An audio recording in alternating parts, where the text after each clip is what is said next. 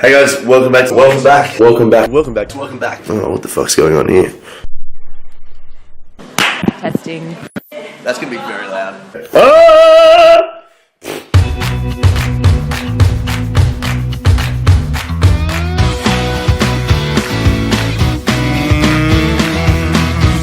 Hey.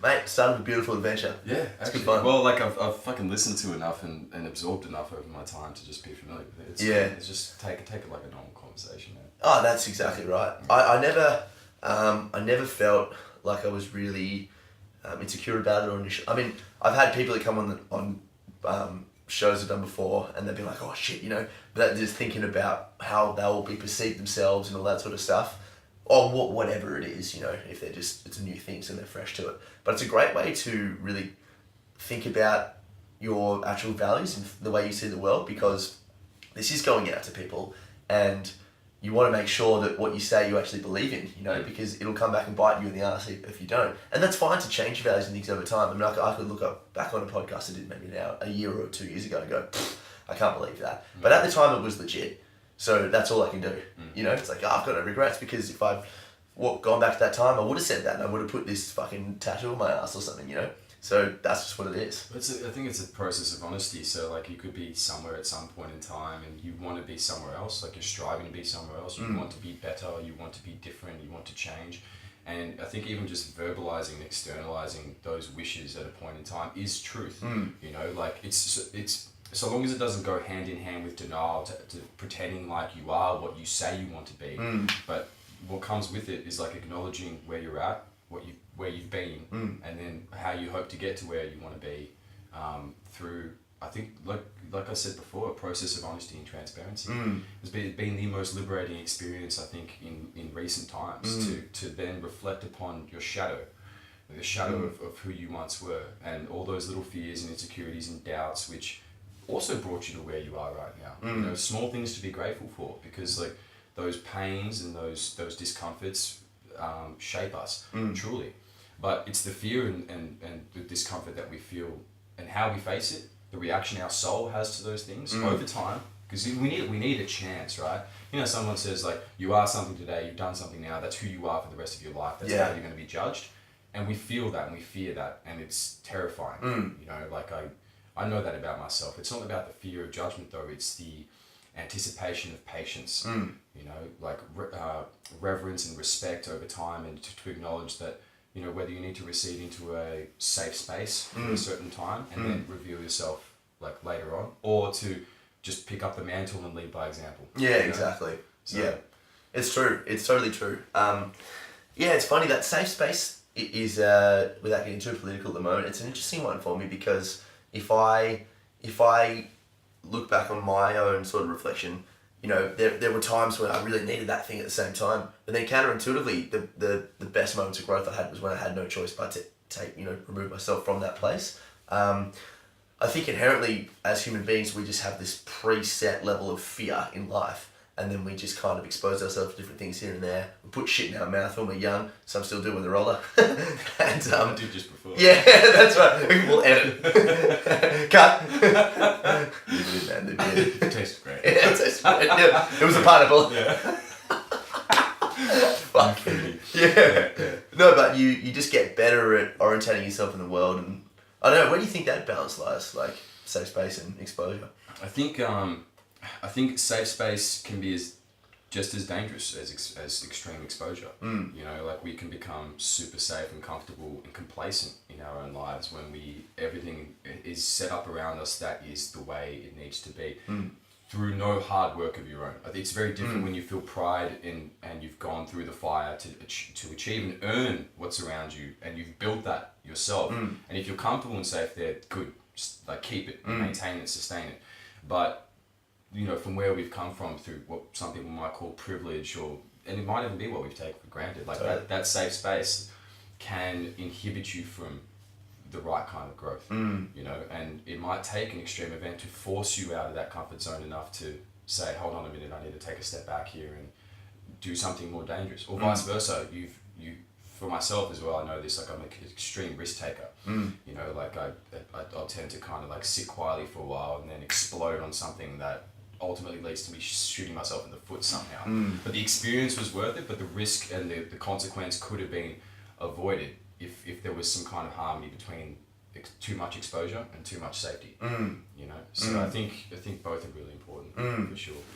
So, yeah, for everyone that doesn't know you, man, well, yeah, exactly, yeah, we went to school together. I wouldn't say we were super close mates, we were definitely matey at the time. But it's funny how these things, you know, revolve and come 360 again. It's like, who is Jason Skalkos? And I'd love to hear about your trip as well recently. Who I am? I don't know who I am. Yeah. I do. I think I'm slowly like learning that. Hello, everybody. I'm slowly learning that over time. I'm a young Greek man. That's where my heritage comes from. Something I feel very proud of. Heritage. Nice. I like that. Hairy arms, hairy shoulders. Mr. Wolverine coming out slowly over time. I went to school with Tom, and we had mutual close friends that sort of led us into each other's lives. We kind of crossed paths at I think I would say precious moments that at the time we didn't appreciate how important they were, but nowadays we can look back on and say we're definitely there. Yeah. I've spent the past 7 odd years out of school, sort of like trying different things, you know, getting into extreme situations, attempting uni degrees and sort of dropping out of them out of boredom, out of a lack of discipline, whatever it might be, just a lack of passion and interest, I think. Being very disciplined in areas of movement and have sort of refined that down. My part-time job in the past was swim teaching, sort of like one of my first full jobs, because I used to be like work at a fruit shop, chop pineapple. I remember that. Yeah. I don't know. It was good fruit, man. Trusted me with the machetes, man, but it was fucking unreal. So there was good little things here and there, but the first job I had that had a rewarding experience was teaching and coaching. And everyone from 4-year-olds to 70-year-olds, and I think it was once I started teaching adults that I was able to appreciate the diversity of energy between young people, because they can revitalize you with a childish spirit, and they have there's a naivety there, but also a freedom that we forget in our luxury of sort of, especially like between say out of school and true adulthood. There's a bit of a limbo there, and you're quite uncertain, and you want to hold on to the child, but you're scared of moving on to like what you could be. So there was beauty in that too, and I just see the best of humankind in the kids. And when I started teaching the adults, I was exposed to a really strange sense of pride, and I had to kind of overcome this feeling of there's someone here 3 times my age, you know, who's lived an incredible life, a story that I know barely anything about, but who's standing there listening to me attentively to learn from my experience, my wealth of knowledge, in something that like I don't even feel too knowledgeable about, but not something that I'm still learning so much about as well. Totally. And so like in that particular practice, which is funny because it was just swimming, but it was a world in water.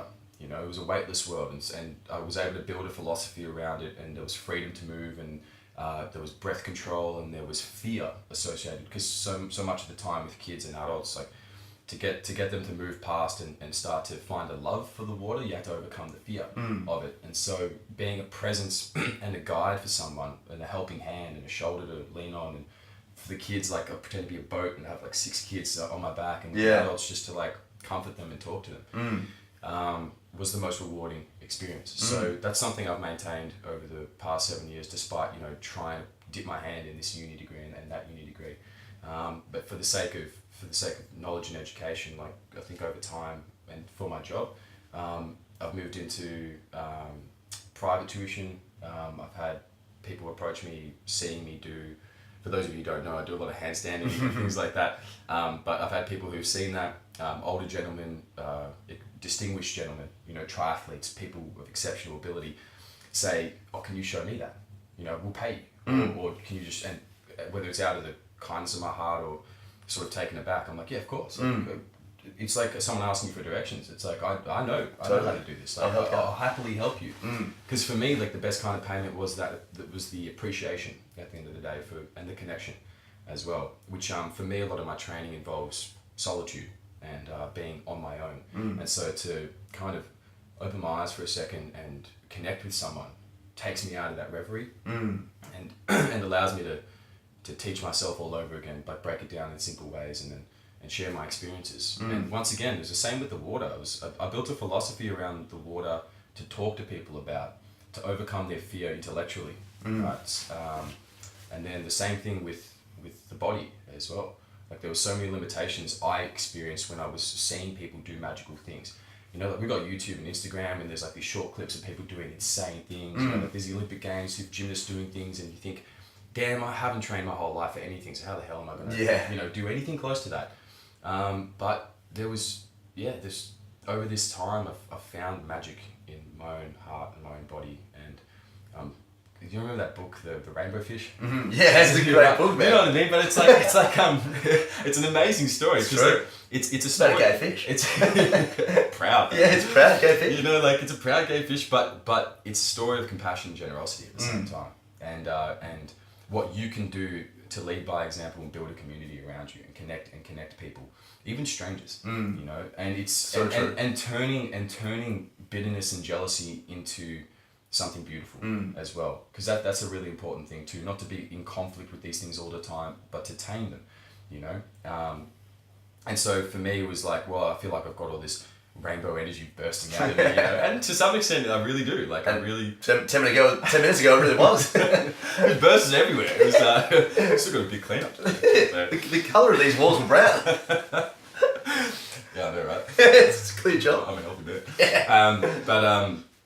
But I was able to kind of, you know, going back to that analogy, like give those scales away, you know, share a little bit of that beauty. And I don't look at myself and think that I'm anything special. I just think that if it meant a lot to me, it might mean something to someone else, and especially if they are looking for it as well.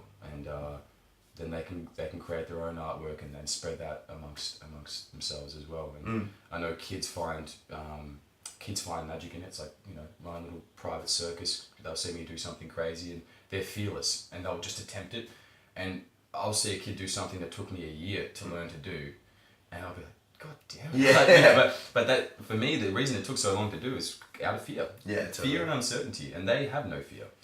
And then the same thing with adults. They have all these limitations, and especially over time, physically, like your body becomes calloused and stiff, and just slowly breaking through those barriers, I think, like taught me a lot about my own rigidity as well. So where did you, because even to recognise your own manifestation of fear is deeper self-awareness, you know, than we're probably, we're definitely, I don't feel, just speaking anecdotally, that we were taught this sort of stuff in schools, and we were taught about the, you know, objective understanding of mental health, and there's spirituality out there, there's also maths, there's English, all this sort of stuff, but even just recognising, oh shit, I'm afraid of this, you know, but standing back and observing that fear as opposed to identifying with it, where did that come about for you? Because I know, you know, as long as we were mates, I never got that vibe that you were you were always very introspective, great dude to talk to, you know, you were a guarded Englishman, and like, I never recognised you as someone that would, you know, probably have some limitations because of the way fear built within you. Obviously fear is an emotion as well, so I can understand how, you know, of course you would, because you're a human being, but yeah, where did that come about? Fear is an emotion, but fear can be palpable as well. It can be the most real thing in the world, sense pain. It's one of those things that you can't ignore, and you shouldn't ignore either, but it's something you should sort of act upon and not pretend to brush it under the surface, which I think I got good at over time as well. Like, I would definitely try to confront and face a lot of my demons, a lot of my fears, but almost out of a lack of attention and a lack of discipline. You know, like, there were small things and you barely notice them because they're imperceptible over time, but if you do something every day, it adds up over time, you know, and we can be young men with all the vitality and spirit in the world, and we do these reckless and careless things, and we think it doesn't matter at the time. Like, for example, like you have a negative emotion and you think, I'll just squash it because I don't want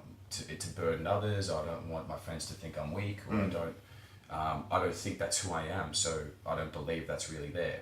You know, it's like this state of denial. So back then, like, I don't know, going back to it, I think growing up, single parent home, mum is an absolute champion, you know, raised 3 kids on her own. My dad wasn't abusive or anything like that. like, to put it simply, was just a failure, you know, like in that regard, when it came to being present, when it came to, I think, courage. He made one big mistake and never really got up off his knees and tried again. You know, he could have done so much more. So without the classic father figure in my life, I was kind of left to think for myself. Not really defend for myself, but you know what it's like being a young guy just wanting to adventure all the time, right? You just test the waters.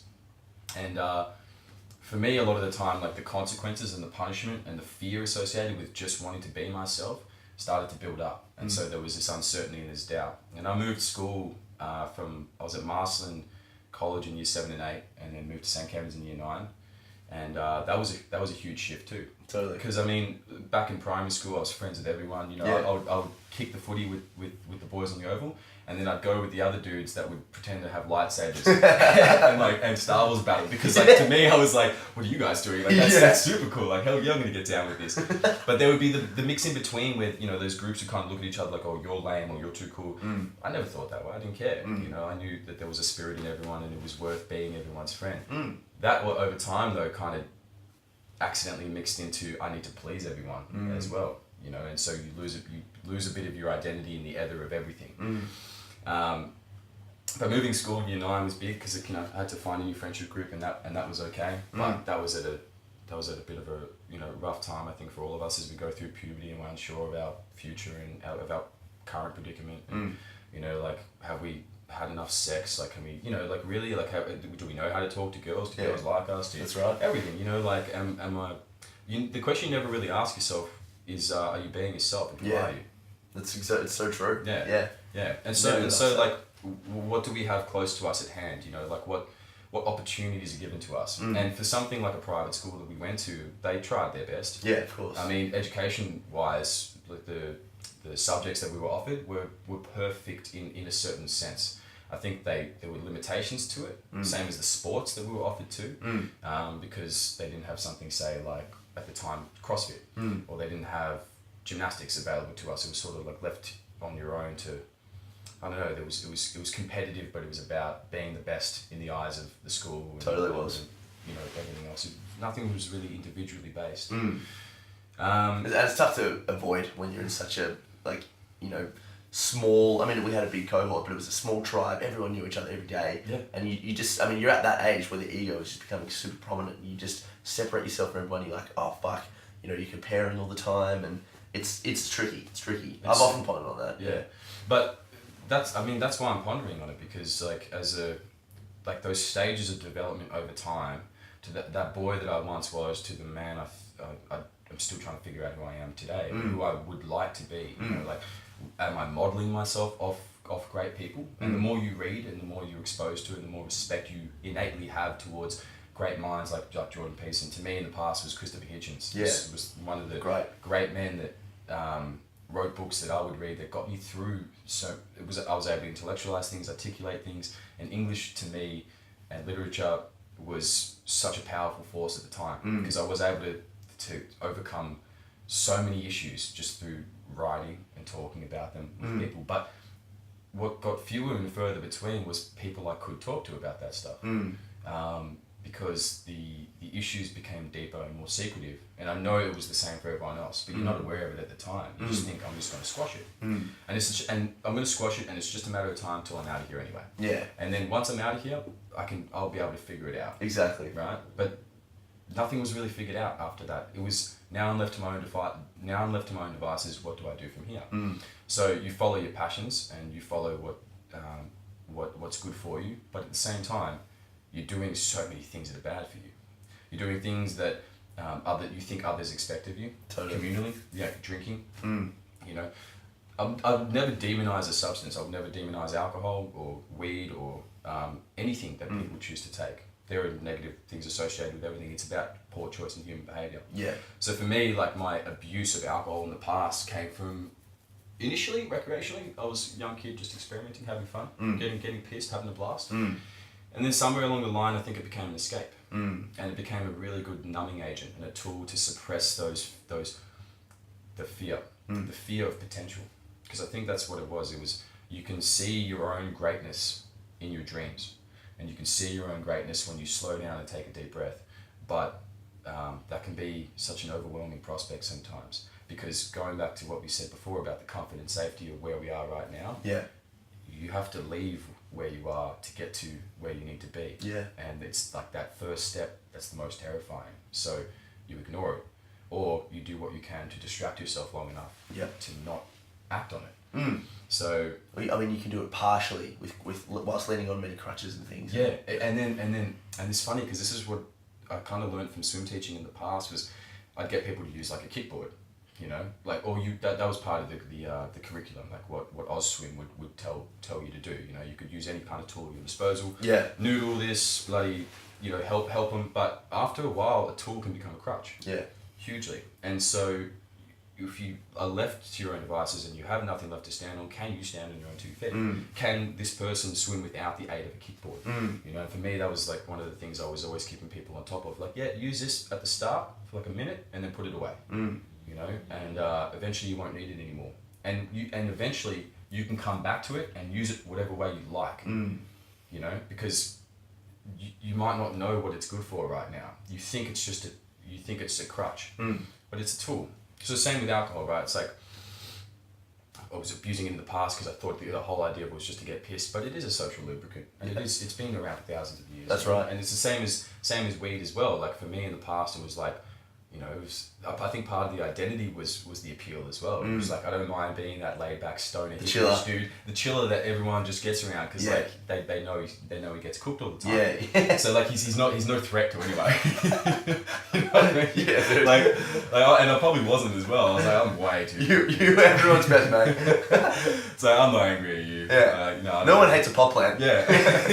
You know, so, but then part of that as well was like suppressing the fire within you, because like something that's really respectable, I think, of a lot of people, is that like we have that fury, that rage within us, and the ability to channel that into passion and areas that we can thrive in is so respectable. But again, like you can also use it to just dull it down and not really achieve much. So my relationship with alcohol has greatly changed over time. Weed became like a medicine and a tool for therapy for me, you know, to sort of dive deeper and smoother into my movement practices.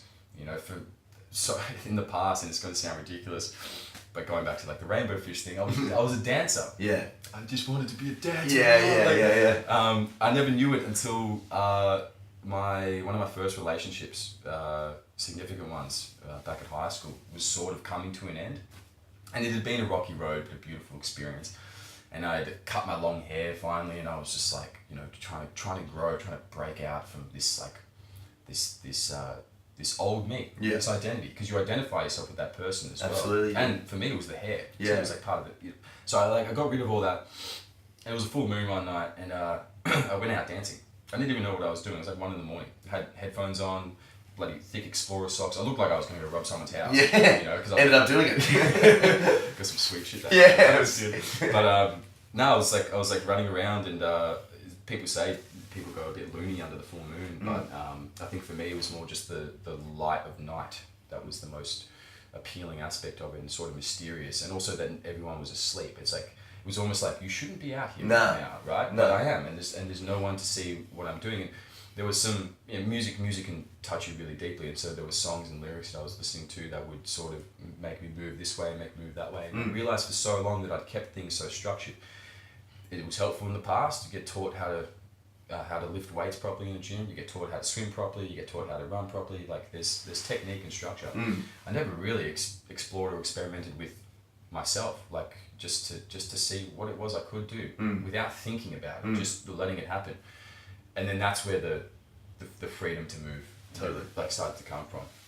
It was always there, but then it started to come out as an expression of spirit and self, not through ego. And because no ego, because there was no one there to see it. That's it. And I wasn't doing it for anything or for anyone, and I wasn't concerned about aesthetics. You know, like because I was like in some big black jumper with thick black trackies on and thick black socks. Like I was anonymous, incognito. You know, like no one knew who I was, and I wouldn't care if anyone was there. It didn't matter. I was sort of just my own little spirit in this own little world. I'd find a patch of grass and move on it because it was soft, and I'd be able to bend and test my flexibility and see where old nagging injuries were and kind of like focus my mind on then become conscious of myself and aware and accountable, like for every little process. And then that grew and developed because I think I found like a true passion and a reason for that. Again, thinking to myself, I had limitations. I had so many times where I think I'm not capable. I have so many times where I think I can't achieve what I want to be. Yeah. Because it's going back to like, you know, like the awe and the majesty of for me it was like circus performers doing the impossible or professional athletes doing the incredible. You know, like you think to yourself, I haven't had the training, I haven't had the opportunity, like my life just hasn't allowed me the ability to do what they can do. Yeah. But in reality, like unless you test yourself, you won't know how far you can go. And you don't even have to go in that direction. Nah, that's it, yeah. Because for me it was like spinning wildly and then suddenly I'm like going this way. Yeah. It's like, shit, I like this. Yeah, that's like, it. I really like who I am and what I'm about right now. And it's not about impressing anyone else, but it will inspire people along the way. Exactly. But it wasn't the focus. I think that's a really good point, man. It's if you, I wrote a little bit about this as well, and you know, a buzzword is passion right now. Find your passion. You know, never work a day in your life and all that sort of shit. And it's good. It's good in a way because you know we're exploring, we're tasting all different sorts of things. But I feel like a passion isn't something that you just find. It's something that's deeply rooted in your soul, and it's something where if you pursue it, you're not pursuing it because it'll be great as soon as you can tell someone about it. Or on the flip side of that, you're not pursuing it because so-and-so's doing this and I feel like a bin and I need to do this now. Yeah. It's you do it because you just truly enjoy it. And when you start to taste all these things and then you kind of figure out which beer you like the most, you kind of find that beer that you don't give a fuck what people think about it. You just like to drink it, you know? And then it becomes a passion because it's a lifestyle. You know, I get that question all the time as a CrossFit coach. People say, you know, I've tried all these things, you know, I just can't work out, you know, and it's, well, why do you want to work out? Oh, there's layers all the time. It's like, well, you know, I mean, it's just good to be fit. Why is it good to be fit? You know, why? These surface, shallow level reasons and like they've never really asked themselves. It's like change the way you feel about something and it'll just happen naturally. Yeah. Like find a love and a purpose behind what you're doing. Don't just do it because it's what's expected or it's convenient or because it's easy. You know, like a lot of people will kind of get into working out because they say working out's going to make you healthy or like fit, and it's like, no, it won't. Like, well, I mean, it'll help, but it won't help like keep you healthy. That's a state of mind that you need to find. That's a culmination of a lot of things. Like sleeping properly and having healthy relationships in your life and eating properly and then utilizing the training to your advantage to make your body strong, the vessel through which you move in this life, to then have the strength and the capacity to help others around you. Like I got the same thing. It's like people were like, oh, I want to swim. I'm like, you know, like, why do you want to? It's like, oh, because I can't. It's like, yeah, that's a good start. But like, how about this? You know, like, can your kids swim? It's like, yeah. It's like, well, it'd be great to like get in the water with them and have a bit of fun, or to know that you can jump in and protect them. You know. Exactly. Yeah, it's so important to ask those questions. I think I was speaking to this guy recently that was one of my PT clients, and you know, he started off, I want to be fit, yada yada yada, and then 6-7 minutes he kind of took a deep breath and just let out a bit of a sigh, and it was, I want to be able to play with my young daughter, you know, and that's the reason, you know, that's the reason for anything. We were talking about this before the podcast. It's always about looking back and seeing what things you've done to try to figure this world out. But I think if you can find a meaning in life and a reason why you do things, it goes so far as just forgetting all the little things that go on inside your brain from day to day as well. You don't worry about little things because that doesn't worry you. You know, you've got a path that you're doing at the moment, and that path can go like this, it can go up and down like this and all that sort of thing. But it's about doing all this shit, realizing all that shit sucked, this shit was good, doing all these things, that one's not as good, and then eventually you gain a bit more clarity with every day, you know? Yeah, you're sifting through things, and again, it goes back to like those petty things that we involve ourselves with. They're just little distractions. You know, they're convenient. It's like you procrastinating. You don't want to get the real work done because you keep putting it off. But when you have, going back to that buzzword, passion, when you have a passion, you have a reason and a purpose and a meaning behind something, you're able to you do it without trying, you know, and it requires little effort, and the effort you do put in, you gain back so much more energy, you know, because there's that give and take of everything that we do in life. You know, you have to consider, is this relationship giving me more than I'm putting in? Totally. You know, intrinsically, like it doesn't have to be a trade-off, but sometimes the presence of good company can amplify you just through good company, and being generous with them, and that person is generous with you. And a relationship with anything in this life, whether it's a physical activity, because that can become an addiction as well. Massively. That can be a poison, that can be a toxin. Even if it's something that was originally good for you and it saved you from some sort of eternal hell, if you're still caught in that same mental pattern in the past of tying yourself too deeply to something because of fear of anything, like I used to say this in the past, like, you know, moving on from a short-term relationship or a long-term one, like, who knows how people deal with their relationships. So I'm slowly kind of figuring myself out in that way. But what I know is that, like, when you meet someone new for the first time, and there's that, they call it the honeymoon period, and who knows how long that lasts. It doesn't have to be 3 months, it can be 6, it can be forever. But it's a dream. And you don't want to, like, linger too long in that dream that you turn it into a nightmare, whether that's through your own bullshit or through theirs or through anything. You kind of want to come into it knowing yourself, so that when the time is right and the fruit has dropped, like you can walk away with grace. You know, like you can sort of leave it be. And so for us, maybe it might even be the same thing, but you mentioned it before about mind mates and how you sort of just knew you needed to, like, take a step back, take a break and consolidate. But with our training, for example, like, we might go so hard on something because we just have the energy to do it, and then there comes a point where you need to slow down, but you refuse to slow down because you're on a roll and you've got this momentum and you don't want to give it up, and then you hurt yourself. You know, and going back, it's like knowing when not to quit, but just to take time. Pull back. Just to breathe. And I mean, quitting's a funny one. You know, quitting and failure, they're funny words because they're not. I mean, it depends on how you define those terms, but I mean, if you're doing something and you're not staying stagnant, then that's not failing. You're just opening other cans. You know, just seeing what's in there. Dude, it's funny. I was up in Sydney a few weeks ago. I caught up with my grandma and my dad, but every time I run into my dad, like, he's got some pearls of wisdom. You know, like, we'll just kind of get into the thick of it about stuff. I mean, he was me once upon a time. Yeah. You know, he was a young guy. So that's it. He was talking about failure, like, and how we're taught what failure is, and we're taught how to deal with it. And it could be like a big fat 0 on a piece of paper, or it could be that things around you just aren't working. The idea of chaos. Right? Dude, it could be an A+ for someone that's a perfectionist. Do you want to know what my mum's reaction was to my ATAR score? Yeah. I got a 95. Yeah. By the way. Yeah. She's like, you could have done better. Yeah. Like, but that's the thing for me. I was like, yeah, go me. But then when she said that, I was like, oh shit, you're right. I didn't try. Yeah. Going back to it, so it goes back to this idea of failure that you know in yourself. It doesn't have to. Don't not pay attention to what's actually happening around you. Don't pretend things are all happy when they're not. But failure is totally a state of mind. Yeah. And it depends on whether failure leads you to growth or leads you to defeat. Because the defeat is, like I said, just kind of staying on your knees and being like, oh, well, that didn't work, so I'm not going to try that again. Yeah. So did you even try in the first place? Yeah. Is that even something you want to do? Yeah. Is it, like, have you given it enough thought? Like, and it's all well and good to experiment. Like, absolutely experiment in things that are righteous and worth it.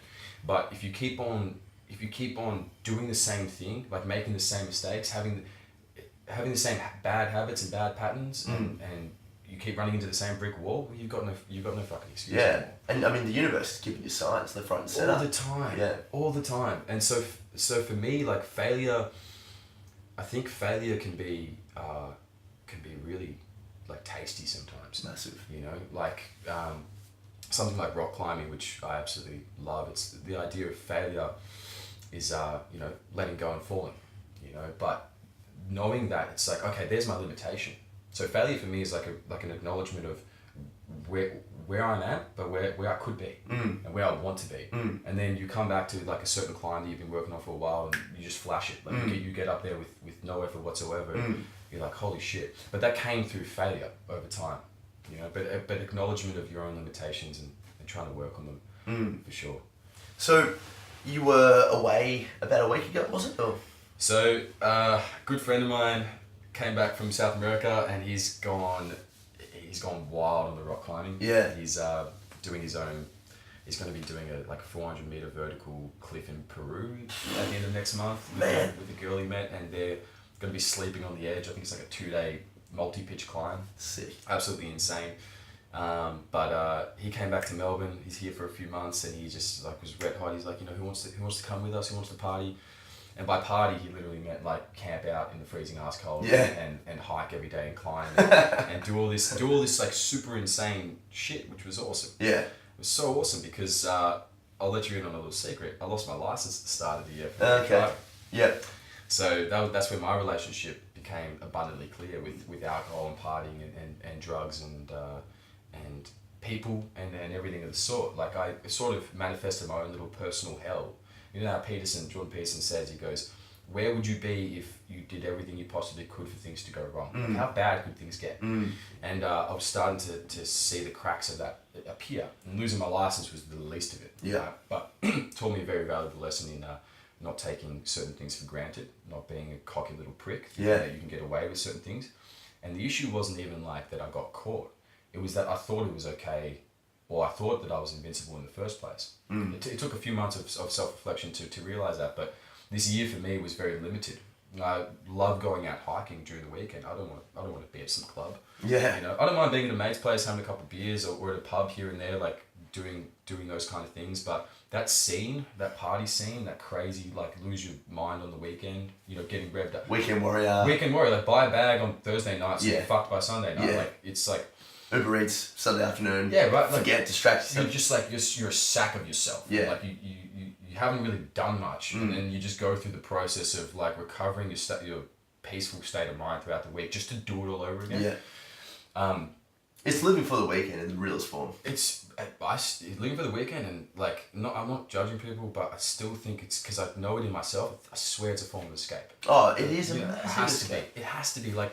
For someone to say, I can't wait for the weekend to begin. Yeah. You're like, dude, that is so sad. That must mean you despise your job. Yeah. You have no energy to do anything you kind of truly love during the week. Like there's no passion. There's no fire burning. Anyway, for me, it was like not having a car meant I couldn't go out on the weekends. Like as in to travel and adventure. I love going down the coast. I love jumping in the water, the ocean as much as possible. Salt water has the most healing properties known to man, and it's like even in the winter and the cold, it's just like that test and that challenge of being frozen, but you're revitalized, like hell yeah.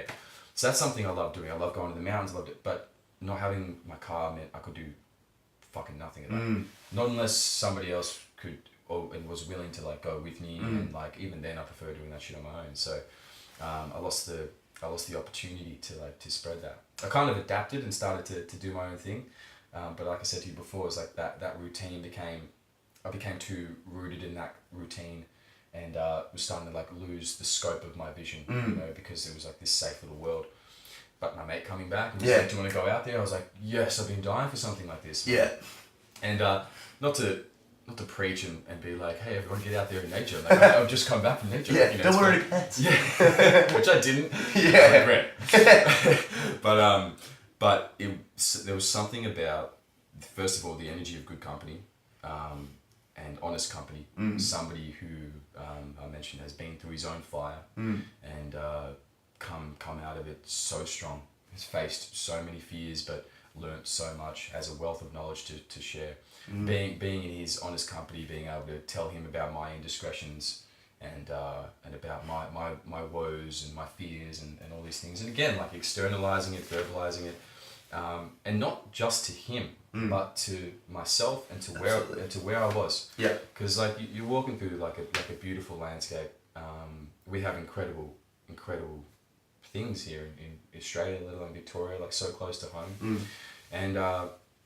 And I mean the purpose of what we were doing, we'd hike out, we'd climb, and it's a test in patience as much as it is self-control and self-ability, because as a belayer, when you're kind of at the bottom of the climb watching the person go up, you've got to pay attention, and it can sometimes take a while, so you're kind of just standing there waiting, watching, encouraging, but getting a little bit like, like it's cold down here. Yeah. Like, you're hot up there, but I'm freezing down here. Yeah. Hey, you. Yeah. It's like, Yeah, fuck it's this like, up. it's like hurry up, and then that person, you swap over, and then that person gets cold, you're Yeah. okay, and you're hot. It's like, yeah, I'm never coming off this Yeah. now, like make you wait. It's like when you want to play cricket and you have to be the bowler to start. Yes. Oh, dude, And what? Yeah, you're stuck in the, I mean, I've been a fielder as well. Yeah, yeah. Like, wicketkeeper's where it's at. 100%. Yeah.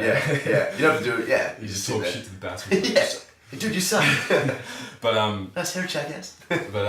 yeah, no, it was a really powerful experience for me. I think at that point in time, because there was so many.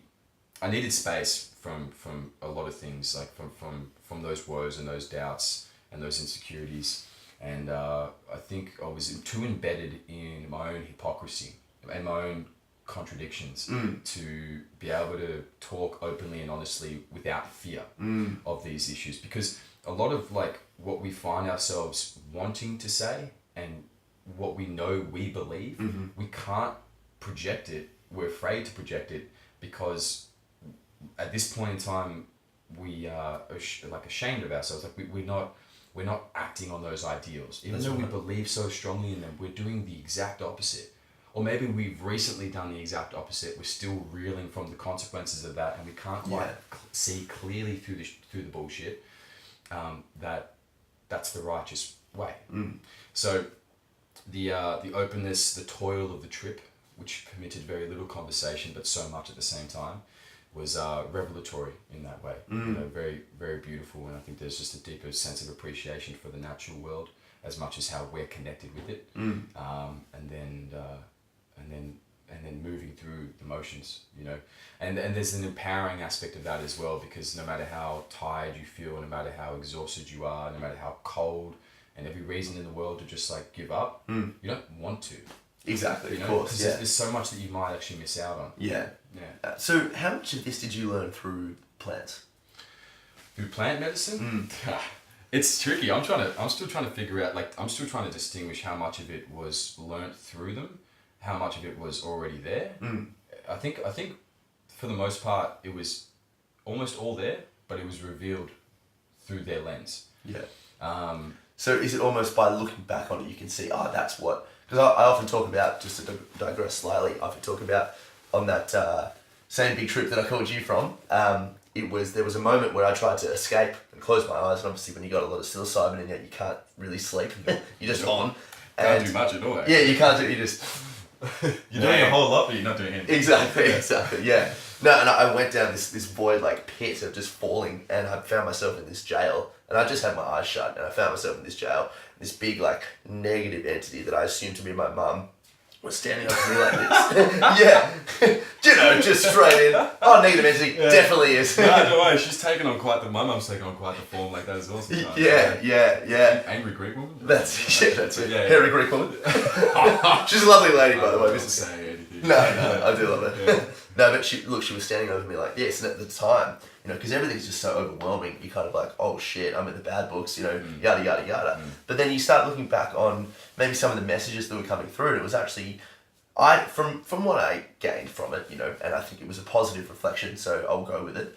It was my mum, you know, looking down on me like this, saying that, hey, you don't need to feel like what you've done is a bad thing. You know, just don't feel like you need to chase all these things to make me happy, or do this to make him happy, or do this to get this girl. Like, you just do you. And I didn't understand that at the time. That's such a beautiful message, though. It was incredible. Yeah.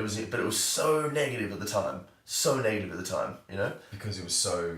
Because it was so overwhelming. Yeah. I had no concept of any self-awareness whatsoever. This fucking thick ego wall was so strong and powerful that when something just drilled a hole through it, I had no idea who this inner self was. And then I was getting these experiences, you know, trying to reach through to that unconscious, and I couldn't do it. That's why it was so negative. But obviously, looking back now, it was the most positive thing that ever happened to me.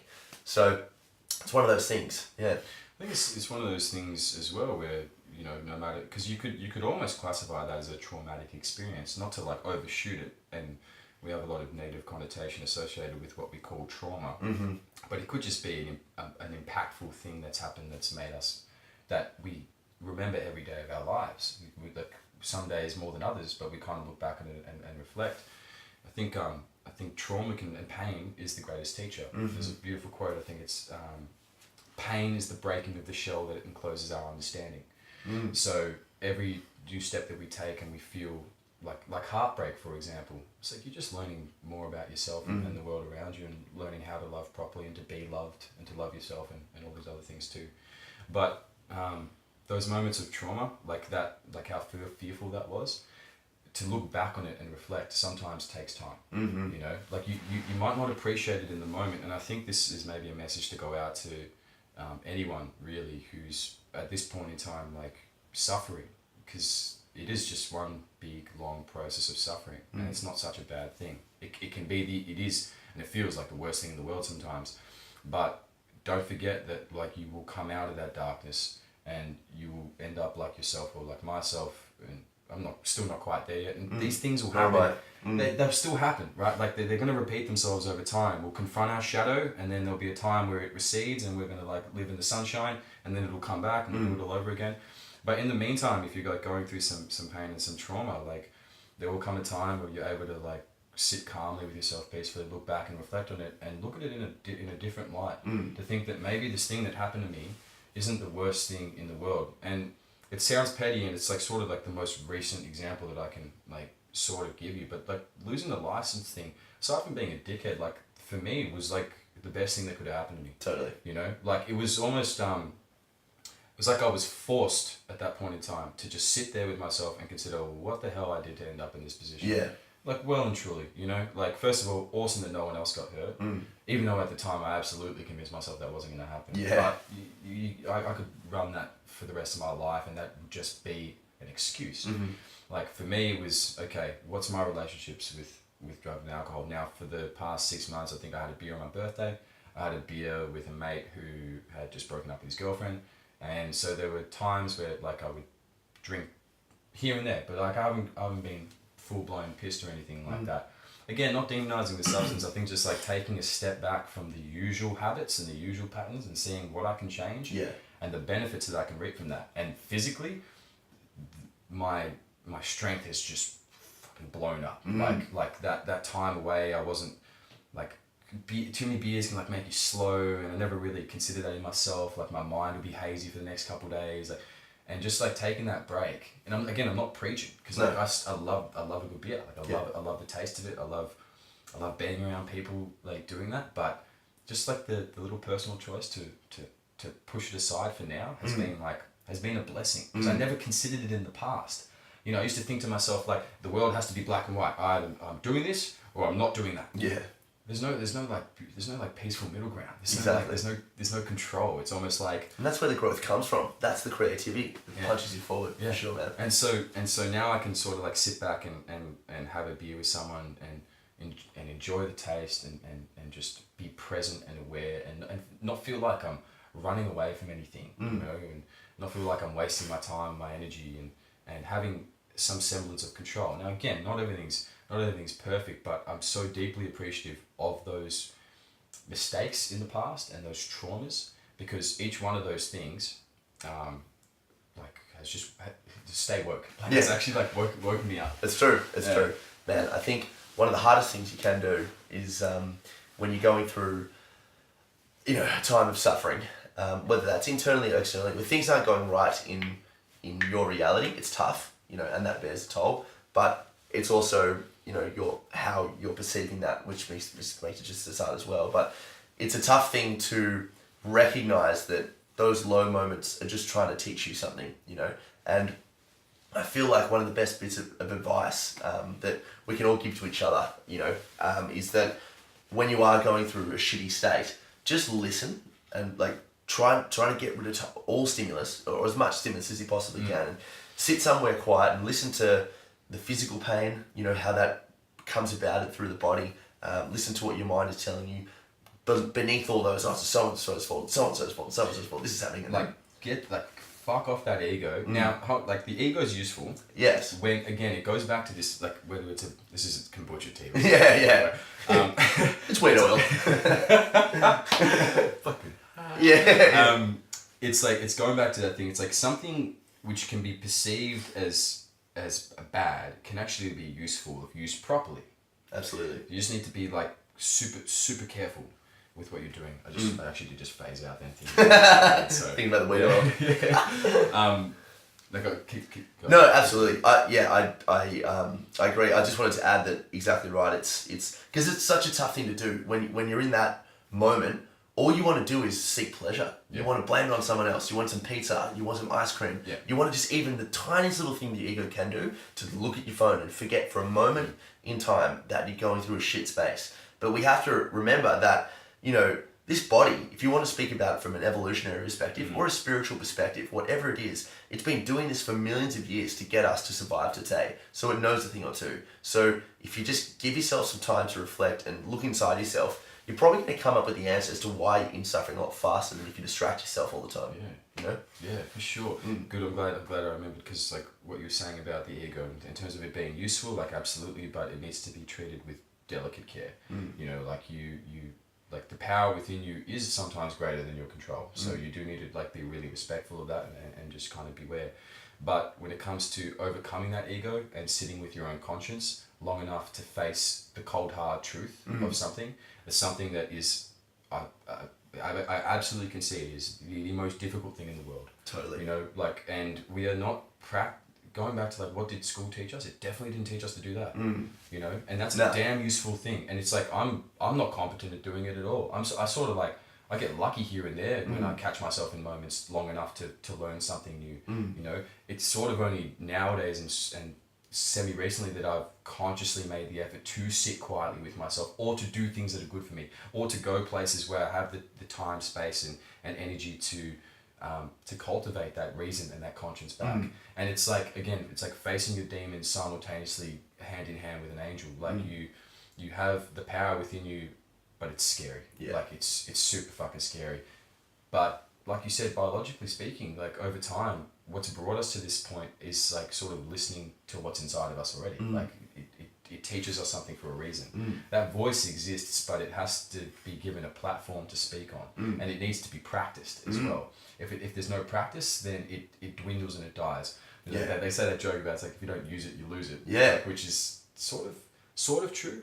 I think more so that it's diminished. And you don't want to diminish that spirit. You want to provide it with as much energy as you can. Acknowledge the fact that there are highs and lows in life that even we cannot foresee, but to be prepared enough that when those highs and lows hit, you can ride the wave freely and without tension, and not try and fight it, but go with it.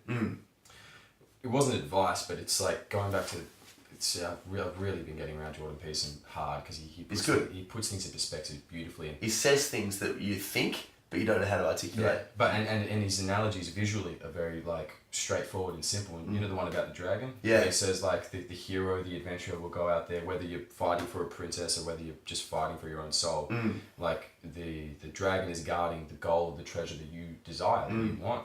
And you sometimes might get eaten, might get burned alive. Like, it's not always a fairy tale ending. But you sort of have to confront that dragon, and he says fight it. Now, I was talking to my dad about this, and he would kind of listen to me talk sometimes, and then at some point in my rambling, he'll smile to himself, like a little cheeky smile. And then I know... He finds it hard. Yeah. Dad, stop. My God. I'm just like you. Yeah. But I know at that point in time, I'll keep talking after I see him smile like that, but I know that there's a point in time where he's found an answer, like a response that he wants to give me. And it had to do with the fighting the dragon thing. Sometimes, and I'm sure we all feel like this as well, it's like you feel like you're fighting 10 fucking dragons at once. And they're huge. I mean, they're all different shapes and sizes, and they make different noises and everything like that. And we feed them. And we make them as big as they are. Yeah. But it can be super overwhelming. And you don't know which one to fight and whether you're trying to do too much at once. He said to me, why are you fighting them? Why don't you tame them? You know, like, it's sort of like the idea that the shadow can be a very useful and powerful tool. It's like knowing you're a loaded weapon and respecting that and being careful of it and utilizing it when you need to. So that destructive energy that we have within us, so I'll speak for myself, that self-destructive energy that I've had in the past, which has like led me to extreme risk-taking, but also extreme lulls and lows, is it's like being hyper-aware of that, so that you can then sort of keep yourself accountable, pull back and use it for good. Truly use it for good. Those dragons can fly. They can take you great places. You know, they might be guarding treasure, but like sometimes like the treasure you seek can be the poison as well. You know, like what you suddenly got, it's like, yeah, now I'm done. It's Yeah. like, no, you're not. You're totally not done. Yeah. Because, even in saying that, now I've got this, it's like an externally derived value that you can never retain fulfillment from. Yeah. So we start to like externalize our self-value and our worth and our desires as well. We can project them onto others. It's the same with our past traumas, our fears, and for me personally, it was like anger. Anger was like rage was such a tool with flair, and I would use it, and it would be like, yeah, that's tasty, I can use that. And I would accomplish great things through like bursts of that energy. And then just over time, it's like channeling it and realizing that you know, we're going to sound super corny and cliche here, but you know, this is the world we live in, and I truly believe in it. It's like the beauty lies within you. The power, the beauty, the treasure, every single bit of it. It's like unlocking it through different means. Everyone's different. Like plant medicine, going back to it, like super useful tool. Yeah. If used properly, if you educate yourself properly about it, prepare yourself properly about it, it's not for everyone. You don't have to experiment with it. Not absolutely not, but it might actually help you if used properly. And it can take you there right away. It can take you there right away, and it can be a shock to be there right away as well. Yeah. You know, like you just suddenly, 1 minute you're in like a safe, comfortable room, and the next minute you're out in the open, like cold wind blasting on your face. And you're not prepared, and it's cold, and it's like, you can ease into that as well and realize that there's something so useful to walk away from. And I know that in our experiences in the past, like I think the most recent one I had with psychedelics was very revealing as well, but I think it was conceded a little bit too much. I think I came into it with a bit of anxiety. I came into it with far too much expectation, and I came into it with the specific hope that it would help me. Yeah. As in, like, I externalized my responsibility. Totally, man. You know what I mean? I was like, this thing's gonna give me the answer. Yeah. It's like, no. Like, that's wrong. It's wrong. It's like, it's irresponsible. It's like, oh, I'm not gonna go through the effort. I'll eat this shit, and I'll think of this, and then click, everything's gonna work. Man, the ego is a sneaky bug. You know what I mean? And it's funny because like what was revealed to me in that time was like, you know, some nice visuals and an appreciation of where I was. I think I was butt naked on the beach, just like, you know, just enjoying myself rolling down in the sand, and it was gorgeous, but it was very like superficial, and I realized that. Because what psychedelics and what plant medicine can tend to do is amplify your current predicament. So the reason some people are afraid of doing it is because like they currently feel anxious, and so doing something like mushrooms might actually just amplify that anxiety, and it might actually do that. Yeah, and it probably will. Probably will. Yeah. So for me, for me, what it really ended up doing was sort of like amplify that irresponsibility. Yeah. You know, it was almost like, I don't want to do things for myself, and that was the answer that was given to me. It took a little bit of time to process it, but I realized that like, okay, I'm like relying on external shit far too much to solve my problems. When am I gonna like sit down and have the discipline to just like fix this myself? And meditation is an amazing tool for that. Man, there's so many things. I mean, I just got high on Saturday night and jumped into a flow tank. And I just had a crazy introspection. You know, it was awesome. I can't wait to do it again. Yeah, right. You know, but you can do it through tantric sex, like ecstatic dance, like all these things that just welcome you to explore your own insides. It's like states. It's like this. They talk about states of flow as well, which I know that's a totally different area, but it goes back to just what is intrinsically natural, you know, and right, and. There's things like yoga. It's like ancient traditions and practices which the Western world has sort of adopted and turned into a business and made a convenient, you know, easy thing, and that's awesome. I think it's good, but it's people's mindfulness surrounding it is what's the most important thing, because it can be any fucking practice in the world, man. Like, to me, going back to my dad, funny story about the old man. I don't know whether he's cooked it or just like it's just who he is, but he's a tree hugger. Oh, yeah. Like, we went for a hike, and I think we were in Queensland, Mount Warning. Dude, I'm just gonna go to the toilet real quick. Yeah. Sorry, brother. No, you're alright. I was like, for 3 minutes, I've got this. And then last 30 seconds. You're like simmering around. It's just like moving so aggressively. Dude, it's all good, I'm relaxed. Yeah, go. Yeah, it has that sense of relief. Oh, it just feels Empty, I feel like clean. you knew me. No, I know that feeling. I get into really bad habits sometimes of like holding my piss in for far too long. You know what I mean? Like I'll be like chilling with mates and stuff, and it usually happens when like this is the thing with funny thing with weed is that like what sort of put me off recreational use of it, like when it came to like social things, is it made me really antisocial. Like I'd sort of like cook my head a little bit too much, get lost in my thoughts, and like it just wouldn't flow. Like things wouldn't flow. I'd sort of feel like forced and confused and uncertain. And so like a lot of the time I'd like hold my piss in because I'd be like, you know, like I just overthink like taking a piss. I'd be like sitting there and be like, and then at the end of the night, I'd be like take a massive slash and it just feels so good. And I'd be like, I kind of want to chill again. Like, I just realised like I messed it up. I just want to piss again. Yeah. Yeah. But going back to that story of the old man going down and bloody hugging a tree, he he was like coming down the mountain and I didn't realise how like tired he was, and he just recently at the end of last year had a quadruple bypass. Oh, he had a major heart attack. Is he healthy? He's all good now. He's lost a bit of that vitality, a bit of that bouncy spirit naturally. I think the surgeon told us like it's funny with the thing with the heart. You know, like it regulates your emotional state. So crazy. The physical connected with the spiritual, connected with all of it. You know, just specifically his heart was affected and it changed him as an individual. Wow. He's trying to get it all back. He's doing his best. He's all right now. But yeah, he was sort of prone to bouts of weakness and the rest of it. And we're coming down off this mountain, and I was sort of keen to like I was just mountain goating it around, like bouncing around, and I lost track of him, lost sight of him, and I had this weird feeling. I was like, oh, he's something's wrong. And I was like, run back up the mountain, and I found him sort of sitting there, like just out of breath, not dehydrated or anything. He just was falling, and. He ends up getting back up. He found some energy, but he went and hugged a tree. Really? Right? He gets up and he goes and hugs the tree, and I filmed it just because for the first like 20 seconds I was like, this is ridiculous. Yeah. But respectfully, I wasn't like making a big thing of it. Of course. It's funny. I look back on that footage now, and it brings happiness to me.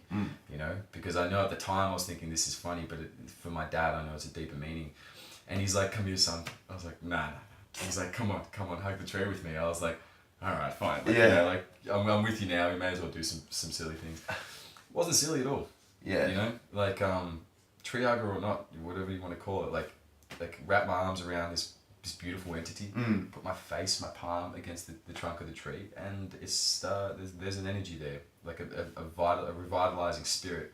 And this trip that I recently went on as well. Like, you know, not to preach again about the natural world. We're all aware of the power that trees have and mountains have and the water has and everything like that, but there was a spirit there, a quiet kind of spirit, but an ancient one, that sort of connected very naturally with something deeper within me. And it was, if we talk about like a shortcut to meditative states, like that was it. It was like palm against cheek against the tree, and then just being there and taking that and using it in as many places as I can. Wow. And it's harder in inner city Melbourne, you know, it's harder in the suburbs for sure. It is. And I mean, it's harder like anywhere that you've lived for a long time, because there are so many things that attach you to certain things. You know, oh, this is the road that I used to, without even knowing it, you know, this is the road that I used to go down. It's very hard to stay present in a very familiar environment. Attachments. Yeah. Right? Going back to like the whole safety and comfort thing. Attachments. And I don't know, like another thing, God bless Jordan Peterson, he talks about this idea of sacrifice, and he says that to move toward what you need to be, or what you need to give this world, sometimes means sacrificing what means most to you. And he uses the Abrahamic story of Abraham literally sacrificing his son to God when he's called upon to do it. And you know, God sort of like, it's like a practice, like a terrible joke on. He's like, no, don't go, I was just kidding. But like, you were prepared to do that for me. Like, here is your reward, right? Sometimes like, it's not always a practical joke. You actually need to sacrifice what means most to you. You do. But for some people, that is like, that might just be their ego, you know, or that might just be their vices, their drug use, their laziness, like whatever, video games, man, like whatever you want to call it, like, a relationship, you know, you might love someone deeply and dearly, but it cause you problems, or yourself, like you know, like, I don't know, for me it was many things in the past, and it still is. Yeah. It still is. And that notion of sacrifice is a super important and powerful one. It's good to have a good understanding of it as well. We do it all the time with, I mean, how do you think people pay money to go on holidays? Because they're sacrificing their leisure time in the present. Yeah. You know? It's... For something in the future. It's exactly. like sacrifice something now. It's like a squirrel saving nuts for the winter, but like for us, it's like I'm going to indulge in this beautiful experience that I've envisioned for myself in the future by just like doing the grind right now. The really careful thing that you got to be careful of is like making sure that grind doesn't actually grind away parts of your soul. Because like you go on that holiday, you'll get that momentary relief. But if you look at like going back to like habits and pattern forming and everything like that, that might just be an amplified version of the same problem. Like it's like the holiday is like, you know, sort of like a relief from your usual bullshit, but then you're always going to come back to it unless you change it. That's right. You know, but the holiday can also sort of reveal great things. I think I remember seeing footage of you, was it like Thailand?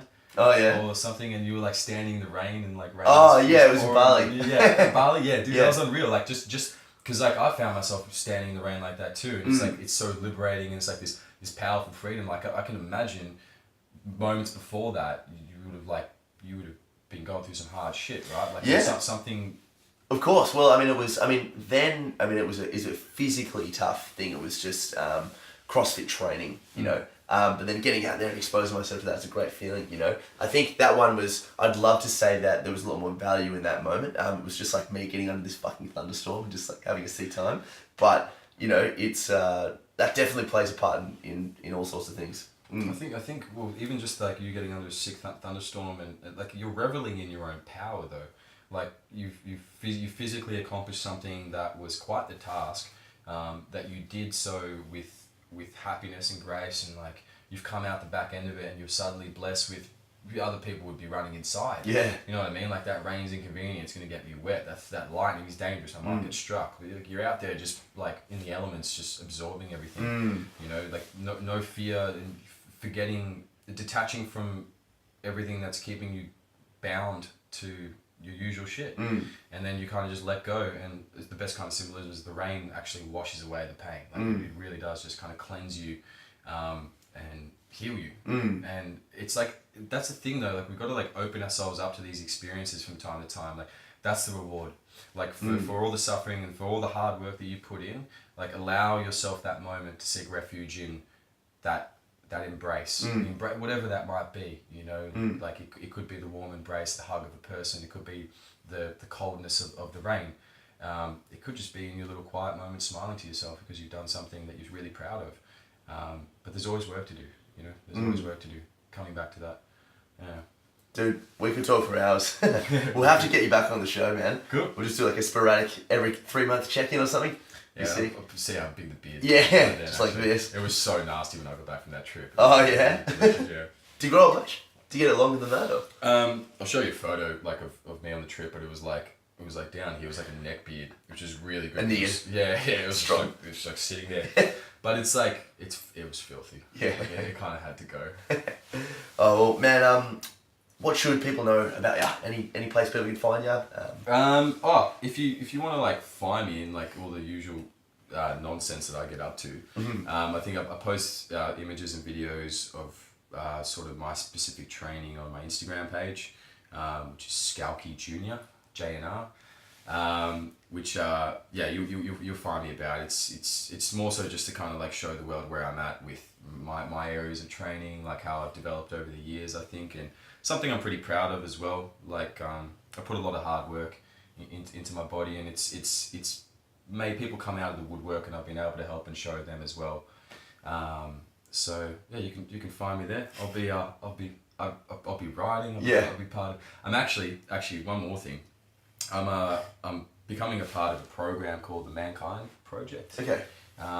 Which my older brother Anthony is currently very heavily involved with, and it's essentially a mentorship program for young men. Sick. Who are we're just going through life, like having difficult moments. It's sort of accepting the hard truth of the current predicament, and having a group of masculine energy essentially around you to keep you accountable for yourself. Which I don't know if that was lacking through like a father figure or something in the past, but a very powerful movement. So if anybody's interested in looking into that, it's called the Mankind Project. And Yeah. Awesome, man. Yeah. I think, so it's SKALKYJNR. Yeah. Yeah. I think the cool thing about your Instagram, man, is that you take people on a journey with you. So it's like, hey, this is when I fucked this one up. Hey, this is, when I did this one really well. And over time, throughout the progression of the published videos, we see you just getting better at these movements and they're becoming a little bit more polished every time. And I think that's a really beautiful, authentic page, as opposed to someone that's just already really hot and then these are all my, pictures of my ass. Or it's like, It's like hot people doing hot stuff. True. That's all we want to see. hot people doing hot things. No, but that's, that's just to like touch on it quickly, like that was the crazy thing. I sort of had to like, there was a vanity aspect of that I had to overcome as well, because like a good friend of ours, Marcus, is a particularly, let's just say like angry little person sometimes when it comes to that stuff, which is all well and good because it's something that's really important when it comes to all the issues that we've been talking about, not even issues, just things, is humility, right? Like but humility doesn't mean being meek and quiet and like keeping yourself. It just means being aware of your own ignorance. Be me, yeah, exactly. Right? So a lot of the time I'll be shirtless, fine, but that's just for freedom of movement. That's a practical thing. Dude, let's just fucking cut shit. You got a good rig. But what accompanies that is like is music. Like the lyrics will mean something to me at that point in time. Whatever the issues. It's the crazy thing. Like for me, it's therapy. It's something that I can work out issues and have a think about as well. And anybody is interested in developing that or like starting on that path, I highly recommend just dancing. Find yourself a safe, quiet space, a dark place. If you want to be alone, have your music. If you just want to be quiet, whatever. But move, test, and don't be afraid of your own current limitations because they're just what you think you see. Wait till you reach the next plateau because the view is incredible. Love it, man. Dude, until next time. Yeah, man. Cool. Sweet. Appreciate it. That was fucking bad. Gee. That was good. Dude, I got lost in that, man. That's so easy to like